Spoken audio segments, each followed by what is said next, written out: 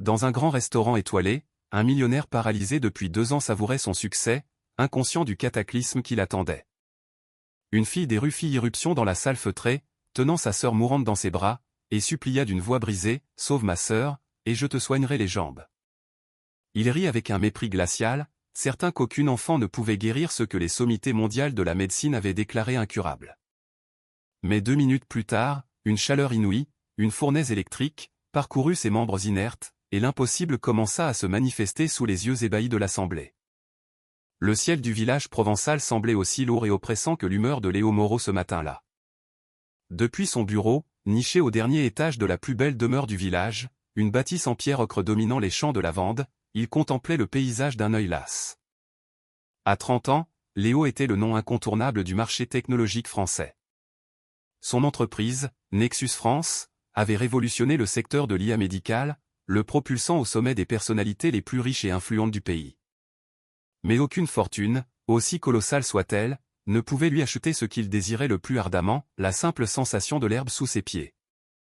Léo ajusta son fauteuil roulant ultramoderne, un bijou de technologie qu'il avait lui-même conçu, et le fit pivoter vers son immense bureau en bois massif. Le mouvement, fluide et silencieux, contrôlé par des capteurs neuronaux lisant directement ses intentions motrices, était d'une ironie cruelle et quotidienne. Il avait bâti un empire sur la promesse d'aider les autres, mais sa propre technologie restait impuissante face à sa condition. « Monsieur, votre visioconférence avec les investisseurs japonais commence dans 5 minutes, » annonça la voix efficace de Sandrine, son assistante, via l'interphone discret. « J'arrive, » répondit-il, son visage une forteresse impénétrable. Il y a 2 ans, Léo Moreau était l'incarnation de la vitalité. Son empire technologique n'était qu'une facette de sa vie. Le week-end, il escaladait les falaises des Calanques, s'entraînait pour des triathlons et planifiait un tour du monde en voilier avec sa fiancée, Marine. L'avenir était une toile radieuse jusqu'à cette nuit pluvieuse sur l'autoroute de Bourgogne. L'accident, un amas de tôle froissée et de verre brisé, avait volé la vie de Marine et avait laissé Léo cloué dans un fauteuil, avec un diagnostic sans appel, une lésion médulaire complète. Il avait consulté les plus grands spécialistes du globe, de Paris à Tokyo, de Bastogne à Zurich. Le verdict était toujours le même, prononcé avec une compassion professionnelle qui ne faisait qu'attiser sa rage. « Nous sommes sincèrement désolés, Monsieur Moreau, mais vous allez devoir vous adapter à cette nouvelle réalité. » Nexus France continua sa croissance exponentielle, tandis que son fondateur se murait dans une prison d'amertume. Ses sourires devinrent des événements rares, ses apparitions publiques des exercices de dissimulation savamment orchestrés. L'homme autrefois solaire et charismatique dirigeait désormais son empire depuis la solitude glaciale de son bureau provençal ou de sa grande maison de campagne, un hameau isolé dans le massif central où il se réfugiait lorsque la chaleur et la lumière de la Provence devenaient insupportables. La visioconférence se déroula sans accroc. Les investisseurs japonais, impressionnés par les résultats trimestriels, étaient avides d'étendre leur partenariat. Léo mena la réunion avec sa compétence coutumière, mais le feu sacré qui l'animait autrefois s'était éteint. À la fin de l'appel, il s'autorisa un long soupir qui semblait venir du plus profond de son âme brisée. « Sandrine, annulez toutes mes réunions pour le reste de la journée. Je pars pour le Massif central. Mais, monsieur, le dîner de gala au grand restaurant étoilé est ce soir. » Toute la direction a confirmé sa présence, ainsi que des représentants du gouvernement, « Je sais », l'interrompit-il sèchement. « Je serai de retour à temps. J'ai juste besoin de quelques heures de silence. » Léo ne donnait que rarement des explications, et Sandrine, après des années de service, savait qu'il ne fallait pas insister. Moins d'1 heure plus tard, son hélicoptère privé se posait sur l'héliport de sa propriété du Massif central. La demeure contemporaine, une structure de verre et de granit nichée au milieu de sapins centenaires, offrait une vue imprenable sur les monts sauvages. C'était son sanctuaire, son refuge pour panser des plaies qui ne se refermeraient jamais. Tandis que Stéphane, son infirmier et assistant personnel, l'aidait à s'installer sur la terrasse panoramique, Léo contemplait l'horizon déchiqueté. Le contraste entre la majesté brute de ses sommets et sa propre immobilité le frappait chaque fois comme un coup de poignard.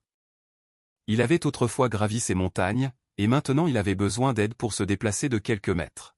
« Voulez-vous que je vous serve le dîner ici, monsieur ? » ?»« Je n'ai pas faim, Stéphane.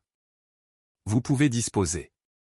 Je veux être seul. » Les heures s'égrenèrent. Léo se plongea dans le travail, analysant des rapports et répondant à des courriels sur sa tablette, une évasion numérique pour fuir le tumulte de ses pensées. C'était sa méthode pour combattre ses démons, travailler jusqu'à l'épuisement, saturer chaque minute d'activité mentale pour ne laisser aucune place à la douleur. Alors que le soleil amorçait sa descente, peignant le ciel de teintes orangées et violettes, son téléphone sonna. C'était Sandrine, un rappel pour le dîner. Léo consulta sa montre. Il avait juste le temps de faire le vol retour vers la Provence. J'y serai, confirma-t-il avant de raccrocher. Le grand restaurant étoilé était le rendez-vous de l'élite française. Ce soir-là, la salle principale était exclusivement réservée pour l'événement de Nexus France. L'entreprise célébrait le lancement d'un système de diagnostic révolutionnaire par IA, promettant de détecter les maladies cardiovasculaires avec une précision inégalée. Léo arriva à 20 heures précises. Son chauffeur, Victor, ouvrit la portière de la camionnette aménagée et actionna la plateforme élévatrice. Un employé du restaurant l'attendait déjà pour l'escorter à l'intérieur. Dès son entrée, Léo fut accueilli par une vague d'applaudissements. Il força un sourire, accepta les félicitations et se dirigea vers la table d'honneur. Le décor était somptueux, lumière tamisée, compositions florales exquises et une musique d'ambiance discrète. Le gratin de la société française déambulait, coupe de champagne à la main, célébrant le dernier triomphe de Nexus France. Le directeur financier leva son verre à l'homme qui révolutionne la médecine française. Tous l'imitèrent. Léo leva son verre, mais son sourire n'atteignit jamais ses yeux. Il était devenu un maître dans l'art de jouer le rôle du leader visionnaire, même quand il se sentait comme un échec ambulant. Après tout, à quoi bon sauver le monde si on ne peut même pas se tenir debout? Le dîner se poursuivit dans une atmosphère festive. Les plats d'un chef de renommée mondiale furent servis. Léo limita les échanges au strict minimum, répondant par des phrases courtes. C'est au moment du dessert que tout bascula. Une agitation inhabituelle se fit sentir près de l'entrée. Léo vit des agents de sécurité se diriger rapidement vers la porte. Que se passe-t-il? Demanda-t-il à Sandrine. Avant qu'elle ne puisse répondre, le tumulte s'intensifia. Des voix s'élevèrent. Puis, brisant le cordon de sécurité, une petite silhouette fit irruption, courant à travers les tables. C'était une fillette. Elle ne devait pas avoir plus de 9 ans. Ses cheveux noirs étaient emmêlés, ses vêtements sales et déchirés. Elle portait quelqu'un dans ses bras. Une enfant plus jeune, peut-être 3 ans, la peau cireuse et les lèvres d'une teinte bleutée alarmante. « Aidez ma sœur !» cria-t-elle, des larmes traçant des sillons sur son visage crasseux. Les gardes la poursuivaient, mais elle était agile. Les invités la regardaient, stupéfaits, certains avec dégoût, d'autres avec une once d'inquiétude. À la surprise générale, la fillette courut droit vers Léo. Comme si une force invisible l'avait guidée vers lui. « Toi !» s'exclama-t-elle, s'arrêtant à quelques centimètres de son fauteuil. « Tu peux aider.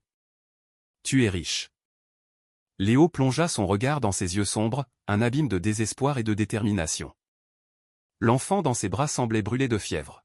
« Ma sœur est très malade, » continua-t-elle alors que les gardes s'approchaient. Les médecins du dispensaire ont dit qu'ils ne pouvaient rien faire.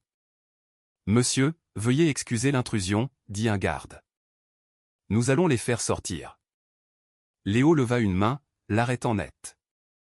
Quelque chose dans le regard de cet enfant le captivait. « Attendez, » ordonna-t-il. « Laissez-la parler. » La fillette déglutit. « Ma sœur a besoin de bons médecins. Je sais que tu peux payer. J'ai vu ta photo dans les magazines. » Léo haussa un sourcil. « Et qu'est-ce qui te fait croire que je vais t'aider ?» La réponse de la fillette le laissa sans voix. « Parce que je peux t'aider aussi, » dit-elle en fixant son fauteuil roulant. « Je peux te faire remarcher. » Un silence glacial tomba sur la salle. Quelques rires étouffés fusèrent. Léo sentit une vague de colère sourde monter en lui. Une plaisanterie cruelle. « Sortez cette fille d'ici, » ordonna-t-il froidement. « Non, s'il vous plaît. » supplia-t-elle.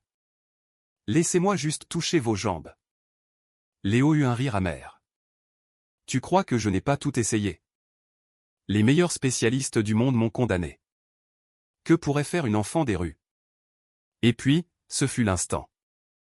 Profitant d'une seconde d'inattention du garde, la fillette se pencha et posa sa main sur le genou de Léo. Et pour la première fois en 2 ans, il sentit quelque chose. Une chaleur intense, un courant électrique qui remonta le long de sa cuisse, réveillant des nerfs qu'il croyait morts à jamais. Ce fut si soudain, si stupéfiant, que Léo haleta. Le garde écarta aussitôt la fille, mais le miracle était déjà enclenché. Léo regarda son genou, incrédule.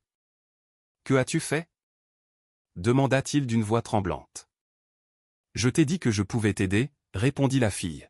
« Mais d'abord, aide ma sœur. Elle ne tiendra pas longtemps. » L'état de la petite semblait en effet s'aggraver. Sa respiration était courte et sifflante. Léo prit une décision qui allait bouleverser son existence. « Sandrine, appelez le centre médical de la région. Dites-leur que j'amène une urgence pédiatrique. Victor, préparez la camionnette. » Les invités observaient la scène, médusés. Léo Moreau, l'ermite glacial, interrompant un dîner de gala pour aider 2 enfants des rues. « Et vous deux, dit-il en se tournant vers la fillette. Venez avec moi. » Tandis que la camionnette filait vers l'hôpital, Léo ne cessait de revivre cette sensation. Pendant 2 ans, rien.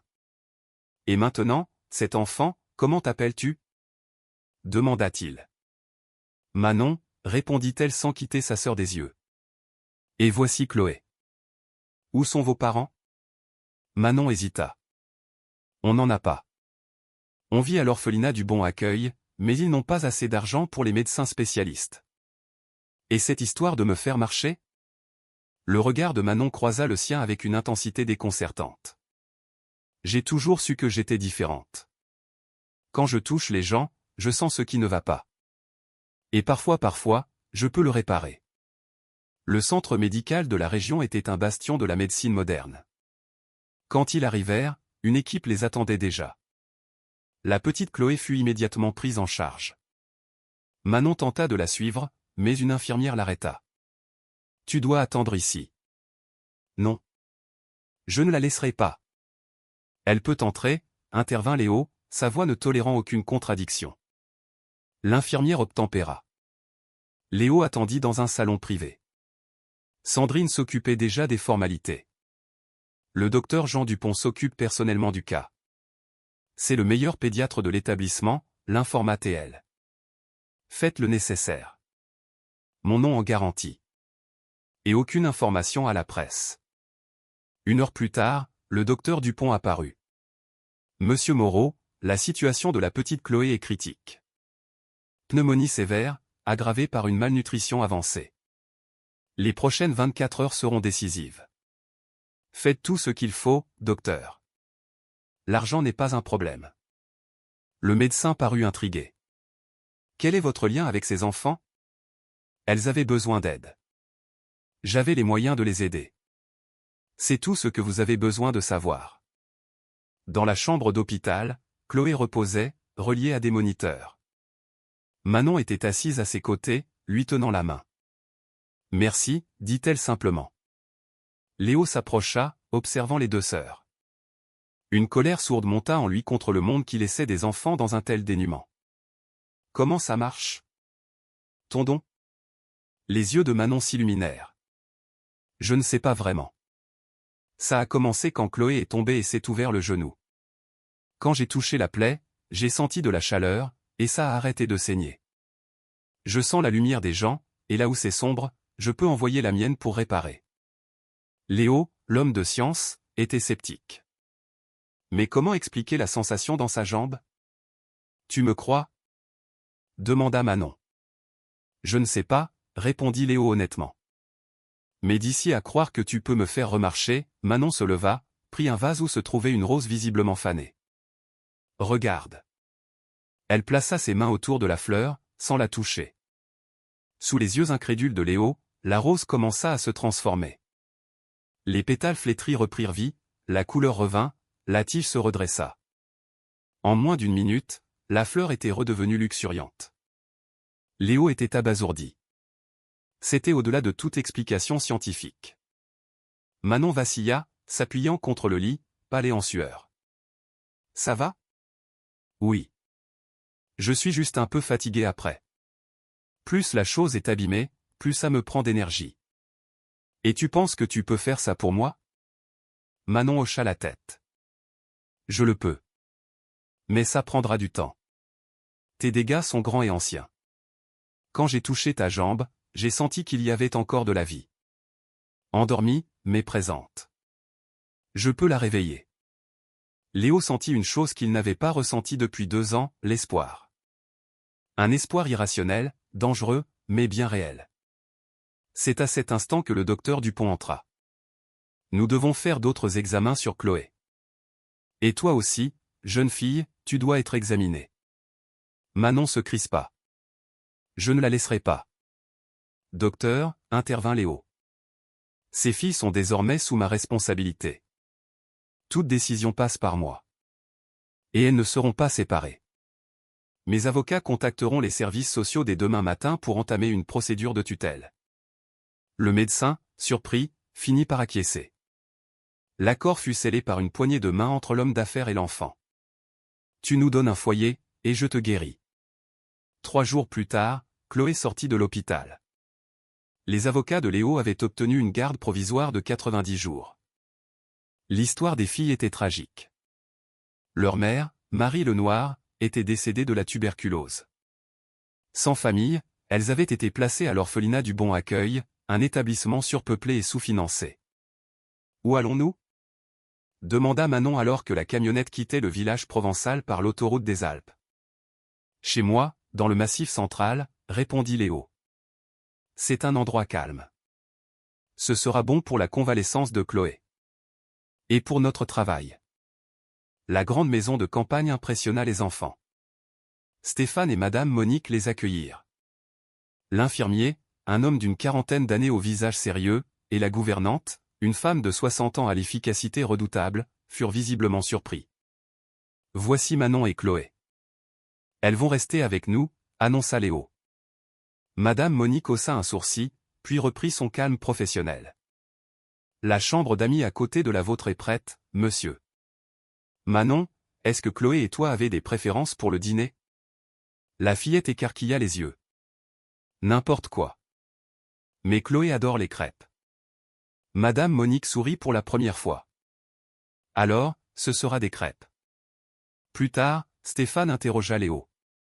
C'est une longue histoire, Stéphane. Pour l'instant, sachez juste qu'elles sont sous ma protection. Et que nous avons peut-être une chance de faire des progrès avec ma condition. La première séance eut lieu le lendemain soir dans la salle de kinésithérapie de Léo. Il était allongé, en short, exposant ses jambes atrophiées. Manon s'approcha. Je vais commencer par sentir où est le blocage. Elle passa lentement ses mains à quelques centimètres de ses jambes.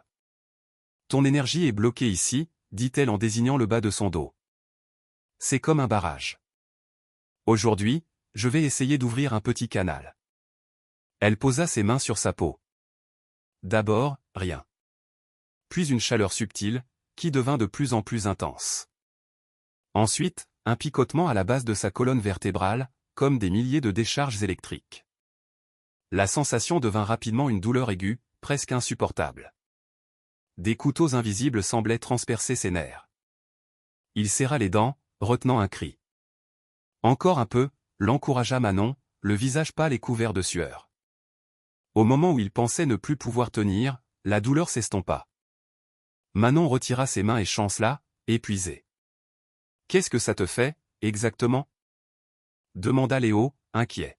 « C'est comme donner une partie de moi. J'utilise mon énergie pour réveiller la tienne. Essaie de bouger les orteils de ton pied droit, dit-elle. Léo se concentra. Et, presque imperceptiblement, son pouce droit bougea. Un mouvement minuscule, mais réel.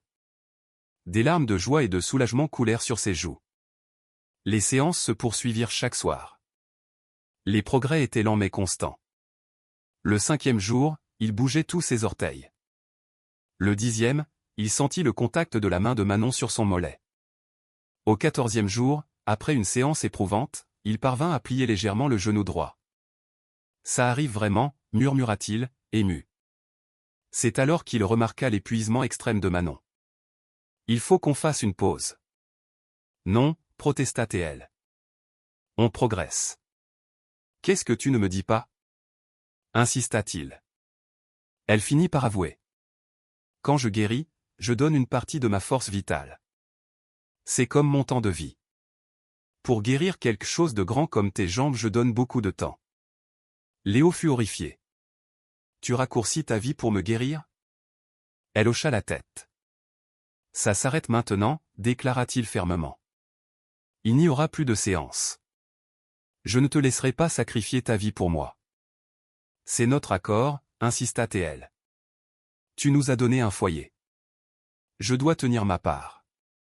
L'accord a changé. Vous restez ici, quoi qu'il arrive. Ce n'est pas de la charité, Manon. Tu m'as déjà donné plus que je n'aurais jamais pu l'espérer. Cette nuit-là, il sortit une photo de Marine de son tiroir. Que ferais-tu, Marine? Murmura-t-il. Comment accepter un cadeau qui coûte si cher? Le lendemain, Léo organisa l'arrivée de tuteurs pour les filles. Manon, passionnée de science, fut ravie. Mais son absence prolongée commença à inquiéter le conseil d'administration de Nexus France. Il fut contraint de retourner au village provençal pour une réunion en personne. Il promit à Manon de revenir. La réunion fut tendue, mais Léo réussit à imposer sa vision, proposant même un programme pour rendre sa technologie accessible aux plus démunis. De retour à son bureau, il trouva une lettre officielle, une assistante sociale, Sophie Fournier, viendrait évaluer la situation dans le cadre de la procédure de tutelle. L'idée de perdre les filles était insupportable. Il rentra immédiatement au Massif central. La visite de Sophie Fournier fut une épreuve de tension. La maison était impeccable, les filles parfaitement habillées. L'assistante sociale interrogea tout le monde, y compris les filles, seules. Manon fut prudente, ne révélant jamais leurs secrets. Le rapport de Madame Fournier fut globalement positif, mais elle mentionna l'absence de lien de parenté comme un obstacle potentiel majeur, surtout si un membre de la famille se manifestait. Et c'est exactement ce qui se produisit. Une semaine plus tard, les avocats de Léo l'informèrent qu'une tante maternelle, Valérie Dubois, avait fait une demande de garde. L'audience fut fixée. Léo était anéanti. Valérie Dubois était la sœur de Marie Lenoir. Elle travaillait au Portugal et n'avait appris que récemment le décès de sa sœur et la situation de ses nièces. Le jour de l'audience, Léo, en fauteuil roulant, et les filles firent face à Valérie, une femme d'une quarantaine d'années au regard triste. La juge, Marie Lambert, écouta les deux parties. Léo parla de son lien avec les filles. Valérie parla du lien du sang. La juge décida de parler aux filles en privé. À leur retour, la décision tomba, la garde temporaire de Léo était prolongée de 90 jours, période durant laquelle des visites surveillées entre la tante et les nièces seraient organisées. Une nouvelle audience déterminerait alors la garde définitive. Les sœurs ne seraient en aucun cas séparées. Les visites commencèrent. Chloé s'attacha rapidement à sa tante. Manon resta distante. Elle confia à Léo que sa tante, autrefois, avait été effrayée par son don, la traitant de « monstre ». La peur de Manon était de devoir se cacher à nouveau. Un jour, Chloé se blessa au genou dans le jardin. Manon se figea, incapable d'utiliser son don devant sa tante. L'incident raviva de vieilles tensions. Pendant ce temps, les médecins de Léo découvrirent une régénération nerveuse inexpliquée dans sa colonne vertébrale. Ils le pressèrent de questions, mais il garda le secret de Manon. Il comprit que le risque pour elle était immense et décida d'arrêter définitivement toute séance. L'audience finale approchait. L'état de Manon se dégradait, saignement de nez, fatigue extrême. Léo découvrit qu'elle continuait les séances en secret la nuit, déterminée à ce qu'il marche devant la juge. Il l'arrêta, horrifié par son sacrifice. La veille de l'audience, il rencontra Valérie et lui proposa une garde partagée. Il lui expliqua à quel point les filles comptaient pour lui. Le matin de l'audience, Manon s'effondra, inconsciente. À l'hôpital, les médecins furent désemparés. Son corps semblait vieillir à un rythme accéléré. Chloé, à son chevet, révéla son propre don. Une lumière dorée émana de ses mains, guérissant Manon mais la plongeant elle-même dans un état critique. Quand Manon se réveilla, elle utilisa le reste de son pouvoir pour équilibrer leurs forces vitales, se sauvant mutuellement. L'audience fut reportée. Valérie, apprenant l'hospitalisation, appela Léo et accepta la garde partagée, comprenant le lien unique qui l'unissait à Manon. 2 semaines plus tard, Léo entra dans la salle d'audience en marchant avec des béquilles. Le juge, stupéfait, approuva leur accord. 5 ans plus tard, le manoir était un foyer heureux. Léo, marchant avec une simple canne, avait créé une fondation pour aider les enfants. Valérie faisait partie intégrante de leur famille élargie. Les filles, bien que plus fragiles que les autres enfants, étaient épanouies. Un jour, ils se rendirent sur la tombe de Marine. Léo lui présenta sa nouvelle famille. Le plus grand miracle, dit-il, les larmes aux yeux, n'a pas été de retrouver mes jambes, mais de retrouver mon humanité. Grâce à toi, et à ces 2 enfants incroyables qui m'ont appris que la famille est bien plus que le sang. Sur le chemin du retour, regardant Manon et Chloé dans le rétroviseur, il sourit. Ils avaient trouvé une famille, forgée dans l'impossible, et c'était tout ce qui comptait.